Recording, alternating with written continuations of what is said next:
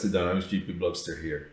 In these difficult times of pandemics, and in particular the coronavirus, um, novel coronavirus circulating, I just wanted to actually pick up an app that I had developed a couple years ago, a year ago, around the a topic that Keith Watling out in the UK had actually put out there as a challenge, and that was Templates for Humanity app. I'm going to actually put a note down here in the links for this video, and I will point you to Templates for Humanity because it was an actually very nice challenge that was placed out there. So what I did was I decided to take this app and actually revamp it a little bit, revamp every single aspect of it to basically capture news about coronavirus and from Twitter, and actually run some sentiment analysis on it to determine the level of positivity or negativity that this particular tweet was referencing. I've also actually included ways to pass in parameters to search for specific terms like COVID, hashtag COVID-19, and hashtag coronavirus as part of the search terms. And I also wanted to filter out all the noise in the Twitterverse and just focus on those news coming from specifically from the World Health Organization, WHO, and the Center for Disease Control here in the United States, CDC. Let's see how that's done. So here's the app. Yeah, my app is actually consisted of two screens. It has a welcome screen and a monitor screen, but I'm going to quickly run it here so you can see what it does. And as part of the list of diseases that I have actually coronavirus, Ebola, influenza, measles, yellow fever, Zika. You can add whichever you want to this list, but let's say we choose coronavirus and hit go. So what that does is it basically monitors the Twitterverse. It fills in this gallery, and it brings back all the news, the current news that is out there. Of course, if the news gets updated, then this information is refreshed on a 30-second cycle. Now, for this, I'm actually using Azure Text Analytics to get the sentiment value and passing that obviously to Azure for analysis purposes, and I retrieve back the sentiment value and a score to it.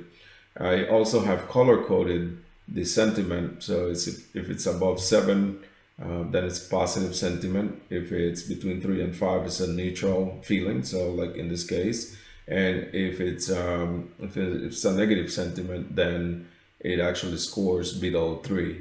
That's actually what I wanted to show you as far as how the application works. Now, in how it was built, basically here on the welcome screen, all I have is this drop-down list that is populated by the onStart event of this app. So you can actually extend this to include any other type of disease you want, or you can actually code this so you can read from a SharePoint list. You can read the disease and the hashtag group from a SharePoint list, and that will allow you kind of some independence from having to modify the app each time you want to add a disease. So, but anyways, those are things you can work on your own. I'm going to actually publish this app so you can download it and extend it to the best of your abilities. Now, the other thing is here in the monitor screen, or actually going back to the welcome screen, once a particular disease is selected, what I do is I set a timer variable that's going to trigger and start my timer, and then I navigate over to the monitoring screen. So here in the monitoring screen, obviously that variable will kick off this timer, and what this timer does is on the timer start event, I actually have in it creating a collection with the results from Twitter, but I'm also adding the sentiment score as part of the result set, initialized on 0, of course.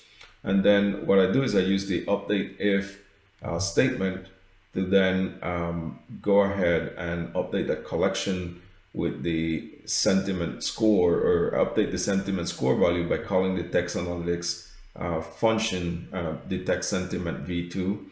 I pass in the language, and I actually convert out the result set that was sent here, in particular the tweet text, I convert it to a plain text to make sure it doesn't have any HTML tags or any emojis or any of these kind of things that may affect the evaluation of the result.